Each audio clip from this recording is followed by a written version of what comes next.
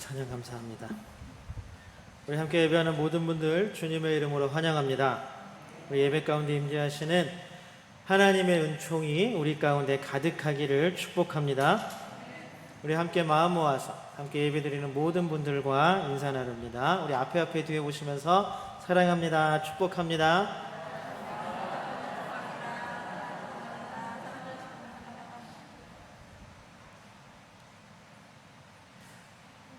우리 지난주 좀 지나긴 했지만요, 지난주 월요일이 무슨 날이었는지 혹시 기억하십니까?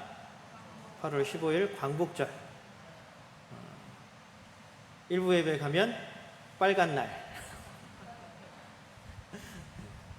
광복절이었습니다. 광복이란 말은 빛을 다시 찾았다라는 뜻이죠. 그래서 그날 우리나라가 일제강점기에서 독립을 한 날을 광복, 빛을 다시 찾은 날이다 라고 해서 기념하고 있습니다. 벌써 우리나라가 일제강점기에서 빛을 찾은 지 77주년이 되었다고 합니다. 좀 굉장히 오래됐죠. 그럼에도 불구하고 아직까지도 이런 저런 문제들이 얽히고 설켜 있는 것을 보면 참 어떻게 우리가 세상적으로 얘기하면 악연은 악연인 것 같아요. 아직도 그렇게 많이 얽혀 있는 문제들이 이리저리 문제들을 계속 연이어서 불러일으키기도 합니다.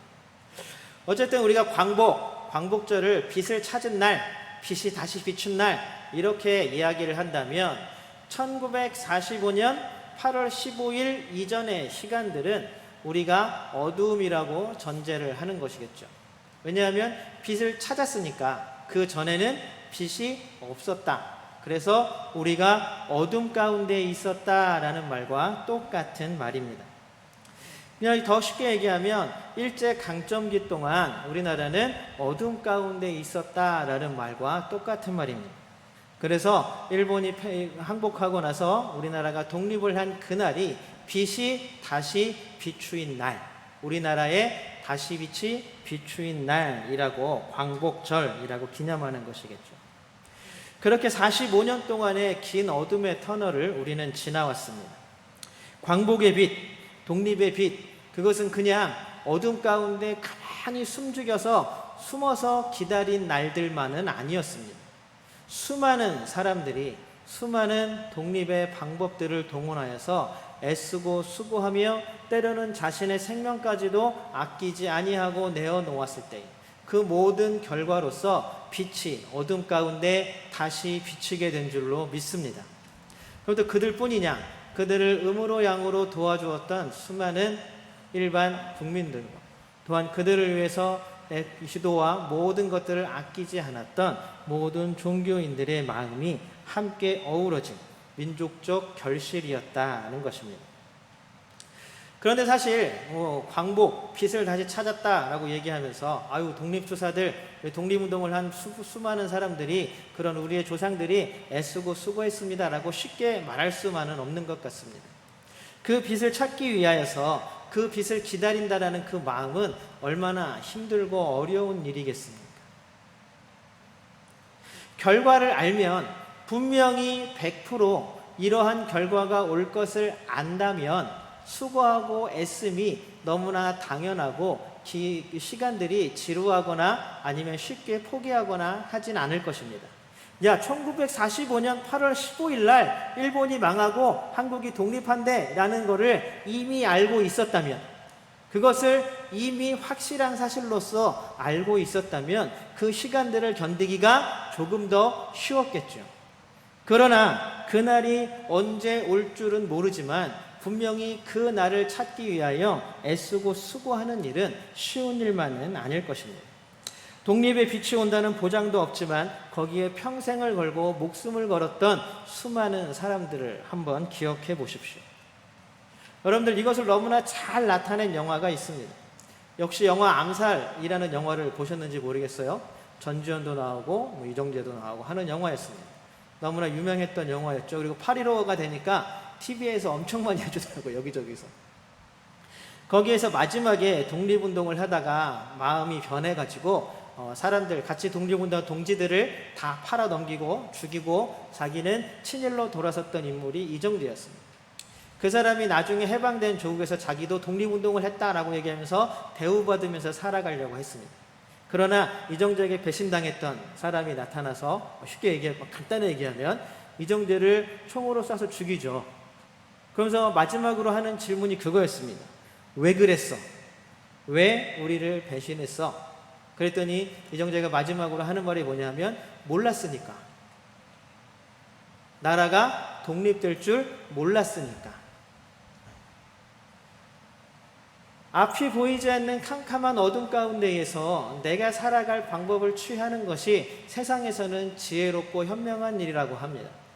세상의 가치와 세상에 살아가는 삶의 방식으로는 이 친일을 한 친일파들이 어쩌면 되게 현명하고 되게 뭐라 그럴까요? 지혜로운 사람들일 수 있습니다. 그러니 어떤 시인이 그 인터넷에다 그런 글을 썼죠. 독립운동가 후손에 다 쓰러져가는 집, 그 다음에 친일로 제사를 모아서 아직까지 떵떵거리면서 아주 큰 저택을 짓고 살아가는 집을 비교하면서 독립운동가들은 게을렀고 친일한 사람들은 그래도 부지런히 살았나 보다라는 글을 되게 창피한지도 모르고 올리는 그런 시대가 온 거죠. 모르니까 그 빛을 다시 찾을 날이 올 줄 모르니까 자신은 세상에서 이야기하는 가장 현명하고 지혜로운 방법을 찾아서 살았다고 이야기를 하는 것입니다. 여러분, 그러나 그 올 줄 몰랐다고 이야기하는 그 빛의 날, 다시 어둠 가운데 빛을 비추는 그 날이 분명히 언제인지는 모르지만 분명히 올 줄 알고 자신이 온갖 고초와 고난 가운데에서도 그것을 위하여 애쓰고 수고한 사람들, 그들이 하나 기다리는 것은 뭐였습니까? 마음을 다해서 자신의 생명까지도 다해서 기다리는 것은 아마 조선의 대한민국의 독립이었을 것입니다. 그들의 기다림이 헛되지 않았는지, 하나님께서는 그렇게 기도하는 사람들의 기도를 들으셨는지 1945년 8월 15일 다시 어둠 가운데 빛을 비추어 주셨다라는 사실입니다. 이렇게 기다리는 사람들에게 빛이 왔습니다. 소망을 가지고 기다리는 그 사람들에게 그 소망이, 그 기다림이 현실로 이루어진 것입니다. 우리 기독교인들도 사실 보면 기다림의 종교라고 할 수 있습니다. 우리 요한계시록 22장 20절을 같이 한번 읽어보겠습니다. 함께 읽어보겠습니다. 시작. 내가 진실로 속히 오리라 하시거늘 아멘. 주 예수여 오시옵소서. 마라나타. 주 예수여 어서 오시옵소서. 우리는 예수님께서 다시 오실 날을 소망하며 기다리는 사람들입니다. 그것이 기독교인이고 그게 그리스도인이죠. 이렇게 요한계시록에 써 있는 것처럼, 그리고 또 오늘 데살로니가전서 1장 10절에 써 있는 것처럼 초대교회는 예수님의 재림을 너무나 간절하게 기다렸습니다. 이렇게 간절한 기다림은 초대교회뿐만이 아니라 지금 예수님을 믿는다고 고백하는 우리에게도 여전히 유효한 기다림입니다. 그리고 또한 여전히 우리가 가져야 할 소망인 줄로 믿습니다. 우리도 간절한 마음으로 예수님이 다시 오실 날을 기다리고 있습니다. 여러분들 기다리고 계시죠? 안 기다리십니까? 그러든지 말든지 예수님이 오시든지 말든지. 옛날에 어떤 철학자가 그런 얘기를 했어요. 내일 지구가 멸망할지라도 나는 오늘 한 그루의 사과나무를 심겠다. 나는 오늘 최선을 다해서 살겠다라는 얘기지만 기독교인은 그래서는 안 되죠. 내일 하나님 나라가 임하는 그날, 내일 예수님이 재림하시는 그날이 온다 할지라도 그날을 위해서, 하나님 나라를 위해서 오늘도 사과나무를 심겠다죠. 그 나무가 내일이면 죽어버릴 나무가 아니라 이 나무가 다시 하나님 나라에서 새롭게 될 그날을 기다리는 우리가 되기를 주님의 이름으로 소망합니다. 예수님을 기다린다는 것은 예수님이 분명히 오신다라는 소망이 있어야 돼요. 여러분들 예수님이 다시 오실 줄로 믿으십니까? 여러분 예수님이 다시 오신다는 소망이 여러분들의 삶 가운데 있으십니까? 그리고 그 소망을 가지고 다시 오실 예수님을 기다리십니까? 예수님이 분명히 다시 오실 줄로 믿습니다. 예수님이 다시 오시면 하나님 나라가 완전해질 줄로 믿습니다. 우리가 그렇게 되면요, 예수님이 다시 오시면요, 이게 쉬운 말로 얘기하면 제가 또 얘기하죠. 데살로니가전서 하면서 이 얘기는 제가 계속 할 것 같아요. 예수 믿으면 어디 간다? 천당이라는 말을 했어요. 천국 간다 라는 말이 이루어지는 거예요. 일단 이 가운데는 빼놓고 예수 믿으면 천국 간다. 언제? 예수님이 다시 이 땅에 재림하시는 날, 이것이 우리의 이런 믿음이 이루어진다라는 사실입니다.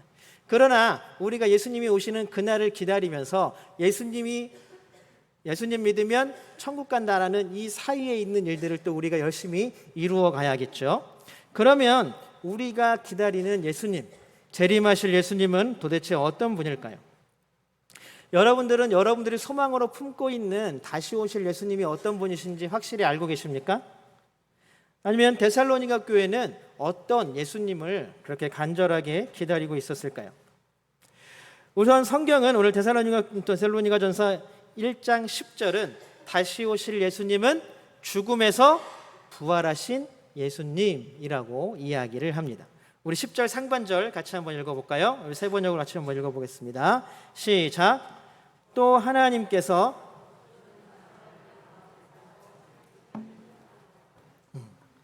죽음에서 살아나신 예수님은 누구의 아들이에요? 하나님의 아들이라는 이야기입니다. 여러분들 지금 우리가 예수를 하나님의 아들이라고 고백하는 것은 우리가 지금은 그냥 예수님은 하나님의 아들이지 뭐 이렇게 아는 것과 지금 데살로니가 교회에서 하나님께서 죽은 사람들 가운데서 살리신 그 아들 예수를 하나님의 아들이라고 고백하는 배경은 너무나 큰 차이가 있어요. 이 당시에 신의 아들, 하나님의 아들이라고 불리는 사람은 그 세계에 딱 한 명밖에 없었어요.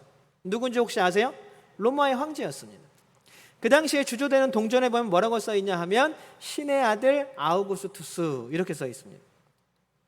그러니까 결국 로마의 황제가 신의 아들이고 다른 사람들은 다 그냥 사람들의 신이 만들어낸 피조물에 지나지 않으니 사람들이 신을 위해서 봉사하고 신을 위해서 세금을 내고 신을 위해서 군대 복무를 하고 신을 위해서 노동하고 신을 위해서 하는 것들은 너무나 당연한 일이라고 생각했습니다. 그런데 여기 목수의 아들, 아무 재산도 없고 힘도 없고 아무것도 아닌 사람, 그냥 사람들이 좋아서 쫓아다니는 그 사람에게 하나님의 아들이라고 부르는 것은 그 당시에는 굉장히 위험한 일이었습니다. 그것은 반역죄에 해당되는 일이었어요. 반역죄. 그렇잖아요. 로마의 황제만 신의 아들인데 예수를 보고 하나님의 아들, 신의 아들이라 그래요? 이거는 반역죄예요. 반역죄. 그래서 데살로니가 교회 우리가 처음에 배경을 얘기할 때 얘기했지만 데살로니가 교회에서 바울에게 열받은 유대인들이 그리스도인들을 고소하고 감옥에 가두면서 고소하는 제목이 뭐였냐 하면 반역이었어요. 황제를 참칭한다. 이게 바울이 그리고 또 그리스도인들이 저지른 죄였어요. 왜요? 예수님 보고 자꾸 신의 아들이라고 하니까 반역죄였어요. 그러니 그때 예수님을 하나님의 아들이라고 부르는 것과 지금 이 시대에 우리가 예수를 하나님의 아들이라고 부르는 것은 천지 차이예요.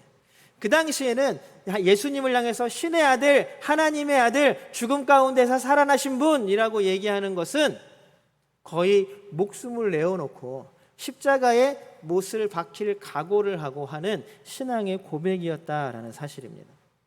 그럼에도 불구하고 데살로니가 교회 성도들은 이 믿음을 굳게 붙잡고 있었습니다.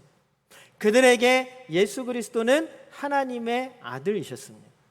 그것뿐만이 아니라 죽은 자 가운데에서 살아나신 아들이었습니다. 여러분, 이 죽은 자 가운데서 살아나셨다는 것도 여러분 반역죄에 해당한다는 거 아세요? 암살당한 시저, 우리가 시저라고 알고 있죠. 카이사르. 이 카이사르가 처음 황제에 오르려고 했으나 암살에 의해서 실패했고 죽었습니다. 그의 양아들이었던 아우구스투스가 황제가 됐죠. 나중에. 그러면서 뭐라 그랬냐 하면 양아버지였던 시저가 나로 부활했다라고 아우구스투스가 얘기했어요. 죽은 자, 왜요? 나는 신의 아들이니까. 괜찮아요. 나는 막 살아나요. 나는 신의 아들이니까. 그러니 데살로니가 교회가 고백했던 이 한 줄의 이 신앙의 고백이 얼마나 여러분 값어치 있고 얼마나 소중하고 얼마나 진실한 고백이었는지 여러분 이제 느껴지십니까? 우리가 여기서 그냥 하나님의 아들, 하나님의 아들, 다시 살아나신, 죽음에서 살아나신 하나님의 아들이라고 말하는 것과는 천지 차이라는 거예요. 우리도 진실되게 예수 그리스도를 하나님의 아들이라고 고백하는 사람들이 되기를 주님의 이름으로 소망합니다. 이렇게 데살로니가 교인들은 하나님의 아들이신 예수님께서 이제 죽음 가운데에서 부활하셔서 하늘로 올라가셨잖아요. 예수님의 하나님의 아들이신 예수님께서 하늘에 올라가셔서 하시는 일이 뭐예요? 하나님 우편에 앉으셔서 우리를 위하여 간구하시고 기도하시고 우리를 위하여 우리 집을 예비하러 가셨으니 우리가 머물 집들을 예비하고 계십니다. 그러니 내가 예수님 다시 오시는 그날 하늘나라에 거할 집을 받게 된다라는 놀라운 소망이 그들에게 있었습니다. 그렇기 때문에 그날을 간절한 마음으로 기다리는 것이겠죠. 그들은 데살로니가 교회 초대교회는 예수님이 곧 오실 것이라고 믿었어요. 사실은 이때만 해도 이게 데살로니가전서는 바울의 초기 서신이라고 얘기하거든요. 바울의 초기 서신들은 바울조차도 임박한 종말론, 그러니까 예수님의 재림이 곧 올 거라고 믿었어요. 그래서 바울이 뭐라 그랬냐면 결혼도 안 하는 게 좋아. 왜? 예수님이 곧 오실 텐데 뭐 결혼도 안 하는 게 좋아. 안 할 수만 있으면 안 하는데 하고 싶은 사람은 해도 돼. 왜? 이제 예수님이 곧 오실 거야. 나같이 그냥 혼자 사는 게 어쩌면 더 좋을지도 몰라 라고 바울이 이야기할 정도였습니다. 어쨌든 바울과 초대교회의 처음에는 예수님의 재림이 곧 올 것이라고 생각했어요. 임박한 종말론. 지금도 여러분 임박한 종말론을 이야기하는 이단들이 굉장히 많죠. 예전에 이장님 일파 어땠습니까? 몇 년도 몇 월 며칠 예수님이 오시고 휴거된다. 그래갖고 막 뉴스에서 막 생중계하고 막 그랬죠. 그런데 무슨 일이 벌어졌나요? 아무 일도 안 벌어졌습니다. 아무 일도 안 벌어졌습니다. 그걸 누가 압니까? 그런데 여러분 요새 다시 이장님을 중심으로 또 모이고 있다 그래요. 요새 세력이 점씩 더 커지고 있다 그래요. 이장님이 뭐라 그랬냐면 한 번 속았잖아요. 근데도 사람들이 또 속는 거 보면 이상해요. 그때 내가 실수했어. 계산을 잘못했어.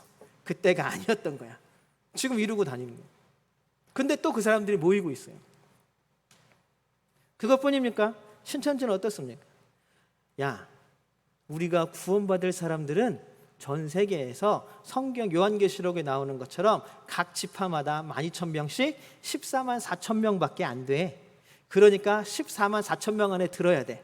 각 지파마다 12,000명 안에 들어야 돼. 그런데 생각해 보세요, 여러분. 우리나라 국민만 해도 몇 명이 5천만이 넘어가잖아요. 남북 합치면 7천만, 8천만을 이야기하는 인구입니다. 그 14만 4천 명이면 초엘리트급만 구원받는 거죠. 그러나 하나님은 성경에 나오는 대로 모든 영혼을 구원하실 때까지 오래 참으시는 줄로 믿습니다. 그게 우리에게 큰 위로가 되는 거죠. 모든 영혼들, 모든 사람들을 모든 생명을 구원하실 때까지 오래 참으시는 분이 하나님이십니다. 여러분, 이 믿음이 우리의 구원을 이루는 줄로 믿습니다. 초대교회 교인들도 대부분 고난과 고통 가운데 살았습니다. 예수를 믿는다는 이유 하나만으로 잡아가고 죽기도 하고 경기장에 세우기도 하고 맹수에게 아니면 창칼에 죽기도 했습니다. 여러분, 심지어는요, 어떤 총독들은요, 지방에서 예수 믿는 사람들을 잡아다가요 벽에다 세워놓고 인간 양초로 썼다 그래요. 여러분, 머리에 구멍을 뚫어서요 심지를 붓고 골을 비워서 거기다 기름을 채우고 인간 양초처럼 썼다고 합니다. 예수 믿는다는 이유 하나만으로요. 왜냐하면 반역죄니까. 그런 고난과 고통 가운데에서도 그들은 하나님 나라를 살아가는 소망을 잊지 않고 지켜나갔습니다. 왜냐하면 다시 오실 예수님은 하나님의 아들이시오 우리를 구원하실 분이었기 때문입니다. 그날이 오면 우리에게 임한 구원이 완전해진다는 것을 그들은 믿었기 때문입니다. 여러분들, 데살로니가 교인들처럼 예수가 다시 오시는 그날을 간절히 기다리고 계십니까? 우리가 시간이 지날수록 이 간절함이 사라지는 것 같아요. 예수님 언제 오신다, 언제 오시지라는 긴장감이 우리 마음 가운데서 많이 사라진 것 같아요. 그러니까 긴장감이라 그러면 안 되죠. 예수님 오시는 기쁨, 그날을 맞이하는 기쁨이 우리 가운데 넘치기를 주님의 이름으로 소망합니다. 우리가 이 세상 가운데에서 하나님 나라를 살아가는 참된 삶의 가치를 경험한다면 초대교회 성도들처럼 온갖 고난과 핍박 가운데에서도 이겨낼 줄로 믿습니다. 그것들을 이겨내는 것은 우리의 불굴의 의지와 인내가 아니라 하나님 나라를 살아가는 삶의 가치의 기쁨과 즐거움인 줄로 믿습니다. 그렇게 간절한 마음으로 다시 오실 예수님을 기다리는 것, 다시 오시면 완성할 하나님 나라를 기다리는 그 믿음, 그 기다림이 우리에겐 큰 믿음이 되기를 주님의 이름으로 축복합니다. 데살로니가 교회는 또 장래의 진노에서 우리를 건지실 예수님을 기다렸다라고 말합니다. 우리 10절 하반절 같이 한번 읽어볼까요? 10절 하반절입니다. 같이 읽겠습니다. 시작. 장차 내릴 진노에서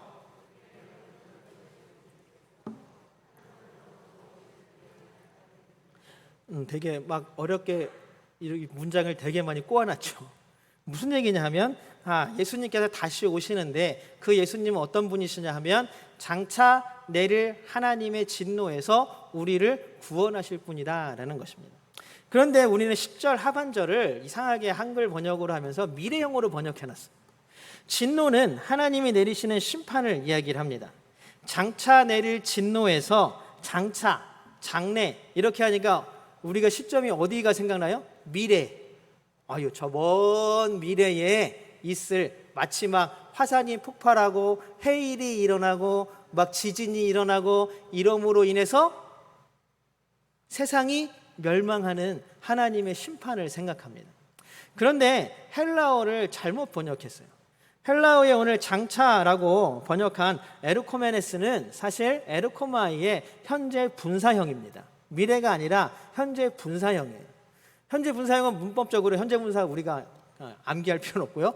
현재 분사는 뭐냐면 현재에서도 지금 일어나고 있는 일, 그러니까 현재에서부터 그냥 쭉 일어나는 일을 현재 분사라고 하는 거예요. 그러니까 지금 장차 임할 진노, 하나님의 심판은 미래의 어느 순간 예수님이 오시면 세상이 정말 멸망하는 날처럼 임하는 심판이 아니라 지금도 우리가 데살로니가 교회 성도들과 지금 2000년이 지나서 이 시대를 살아가는 우리들도 하나님의 심판 아래에 있다는 사실입니다. 아무도 안 놀라시네요. 여러분, 우리가 지금 하나님의 심판 아래에 있다는 사실입니다. 우리가 심판이라는 말을 사용하면 우리는 주로 우리에게 닥치는 불행을 얘기를 하죠. 불행. 병에 걸리고 사업이 망하고 하던 일이 잘 안 되고 자녀들이 잘 안 되고 안 풀리고 경제적으로 어려움을 겪는 이들을 심판이라고 생각합니다. 사람들과의 관계가 틀어지고 자녀가 되었던 친구가 되었던 아니면 우리가 잘 나가던 일들이 갑자기 이상한 일들 때문에 이유 때문에 실패하고 어쩔 때에는 길 가다가 돌불에 걸려서 넘어지기만 해도 하나님의 심판인가 보다 이렇게 생각할 때가 있습니다. 그러면 정말로 이러한 것들의 심판일까요? 오늘 데살로니가 전서 1장 10절에서 얘기하는 장차 임할 진노가 바로 이런 일로 우리에게 닥쳐올까요? 엄밀히 말하면 그 모든 것들은 그냥 심판의 결과물, 하나님 진노의 죄악의 결과물로서 드러나는 열매에 지나지 않습니다. 우리가 심판이라고 한다면 진정한 심판은 바로 이 세상 가운데에서 살아가는 것 자체가 하나님의 진노와 심판 아래에 있는 거예요. 우리 창세기 3장 23절을 같이 한번 읽어보겠습니다. 창세기 3장 23절입니다. 같이 한번 읽어보겠습니다. 시작. 그래서 주 하나님은 그를 에덴 동산에서 내쫓으시고, 아담과 하와가 죄를 짓고 에덴 동산에서 쫓겨났어요. 자, 보세요 여러분들, 다시 한번 말씀드릴게요. 아담과 하와가 죄를 짓고 에덴 동산에서 쫓겨났어요. 심판받은 거예요. 그리고 나서 하나님은 두루 도는 화영검을 두시고 사람들이, 아담과 하와를 비롯한 사람들이 에덴 동산에 접근하는 길을 막아버리셨어요. 그러니 우리는 우리 스스로 하나님 나라로 돌아갈 길을 찾지 못하는 것이고 하나님 나라로 돌아갈 수 없고, 이것을 우리가 알기 쉽게 얘기하면 우리는 우리 스스로 구원을 이룰 수 없는 존재가 되어버리고 말았다는 것입니다. 결국 이 세상에 쫓겨난 게 하나님의 심판이에요. 이 세상에서 살아가는 것 자체가 하나님이 우리에게 주신 심판이고 하나님의 진노 아래 거하는 것이란 말입니다. 여러분들, 저희가 어렸을 때 보면 우리가 흔히 받는 벌 중에 이런 벌이 있었어요. 요새는 이렇게 안 하시죠. 여름에는 괜찮은데, 날이 따뜻하게 괜찮은데 겨울에 내복만 입고 집에서 쫓겨나요. 집에서 쫓겨나요. 나가! 들어오지 마! 여러분 어떻게 해요? 집에 엄마가 혼나고 화가 나서 부모님에게 집 밖으로 쫓겨났어요. 내복만 입고. 그러면 이 아이는 벌을 받은 거죠. 지금 쫓겨난 것 자체로 벌을 받은 거예요. 그런데 여러분 제 경험에 의하면요, 집에서 쫓겨나잖아요. 나만 쫓겨나지 않았어요. 보면 옆집에 있는 애도 쫓겨났고, 친구도 형도 동생도 동네 애들이, 골목에 있는 애들이 다 나옵니다. 그러면 아는 애들이 있으니까 재밌어요. 또 골목길에서 얘기 나누고. 그들이 아무리 재밌게 웃고 떠들고 논다 할지라도 지금 그 아이들은 부모로부터 뭘 받고 있는 거예요? 벌을 받고 있는 거예요. 엄마가 집안에서 분명히 벌을 주려고 쫓겨났는데, 엄마 잘못했어요 하고 빌고 엄마한테 용서를 구해야 되는데, 밖에서 들려오는 소리가 막 동네 애들끼리 모여서 즐겁게 놀고 있는 소리가 막 들려요. 그럼 엄마 어떨까요? 두고 보자. 집에 문 열어주나 봐라. 이렇게 되죠. 우리도 마찬가지입니다, 여러분. 우리도 지금 이 세상에 살고 있는 것 자체가, 살고 있다는 것 자체가 지금 하나님의 심판과 진노 아래에 있다는 사실이에요. 그래서 아담과 하와가 에덴 동산에 쫓겨난 이후로 이 세상은 계속 세상의 가치와 질서를 따라가는 삶이 이어지고 있는 겁니다. 어쩔 수 없이 우리는 세상의 가치와 질서를 따라서 살아갑니다. 그래서 우리는 쫓겨난 채로 심판과 진노 아래에서 계속 죄의 열매들을 맺고 살아가는 겁니다. 그런데 놀라운 일이 벌어졌습니다. 예수님께서 이 땅에 인간의 몸을 입고 오셨고 그 하나님의 말씀대로 살아가시다가 결국 우리를 위하여 십자가에 자신의 생명까지도 내어주시고 돌아가시고 하나님께서는 그를 다시 부활시키셨습니다. 예수님께서 이 땅에 오신 그 사건 이후로 하나님 나라가 이 땅에 다시 왔다. 그것이 바로 구원이 이 땅에 임했다라는 말입니다. 우리 마가복음 1장 15절 같이 한번 읽어보겠습니다. 마가복음 1장 15절입니다. 같이 한번 읽어보겠습니다. 시작. 때가 찼다. 하나님의 나라가 가까이 왔다. 예수님이 오심으로 하나님 나라는 이미 시작되었습니다. 에덴 동산에서 쫓겨난 이후로 세상의 질서만 계속 이 세상을 훑어가다가 이제 예수님께서 오심으로 말미암아 그 시점부터는 하나님 나라와 세상의 질서가 같이 공존하게 된 거예요. 같이. 세상의 질서만 따라가 살아가던 사람들이 예수 그리스도가 오심으로 말미암아 하나님 나라의 질서가 이 땅 가운데서 오고 세상이 흘러가고 하나님 나라가 그때부터 다시 흘러가기 시작했다는 이야기입니다. 그러니 예수님으로부터 구원이 임했다라는 말은 단순히 먼 미래에 예수님이 재림하심으로 야 우리도 구름 타고 하늘에 올라가자라고 이루어지는 구원이 아닙니다. 구원은 현재형입니다. 아까도 말씀드렸던 것처럼 우리에게 임한 심판이 현재형인 것처럼 현재도 계속되고 있는 것처럼 하나님의 구원도 현재형이고 지금 계속해서 구원의 삶을 또한 우리는 살아가는 것이죠. 그럼 어떻게 살아가는 게 구원의 삶이고 구원받은 사람의 삶일까요? 우리는 이 땅에서 살아가지만 세상의 가치를 따르지 않습니다.